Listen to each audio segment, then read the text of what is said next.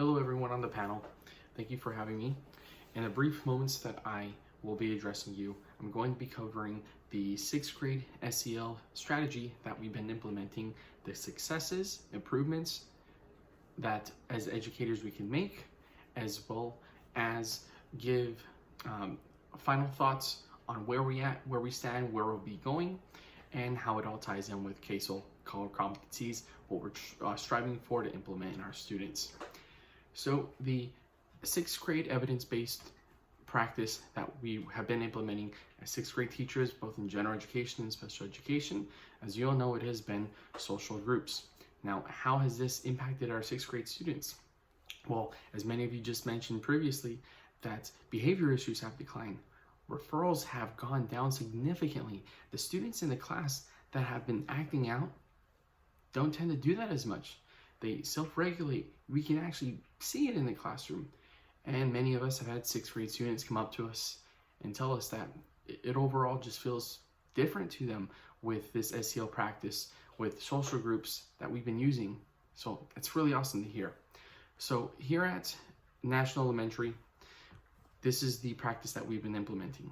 What are the successes? Well, we've heard a couple of them just now from not only myself, but as you, other fellow 6th grade teachers that have been discussing this previously.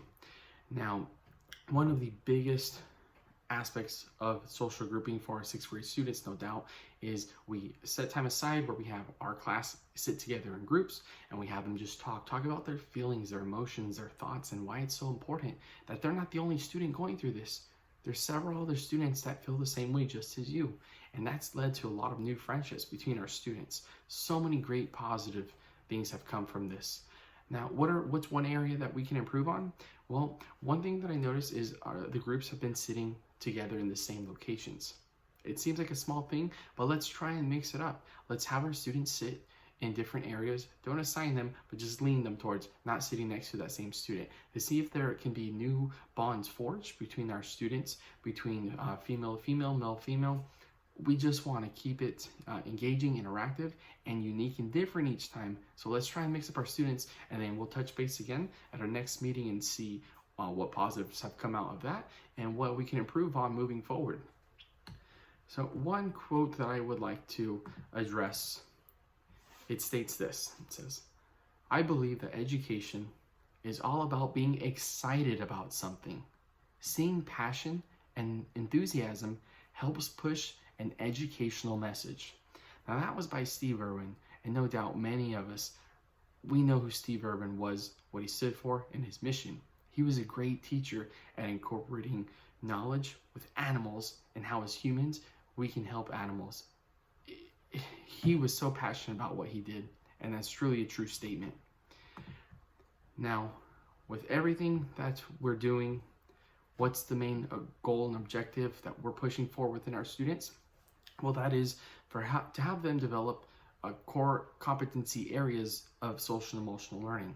And with this, a practice helps our students to do, it gives them social awareness, self-management, how to regulate their emotions, relationship skills, how to talk openly about your emotions, what you're feeling, your thoughts, your ideas, and be engaging. Not only talk, but be an active listener. That's what our students are really responding to.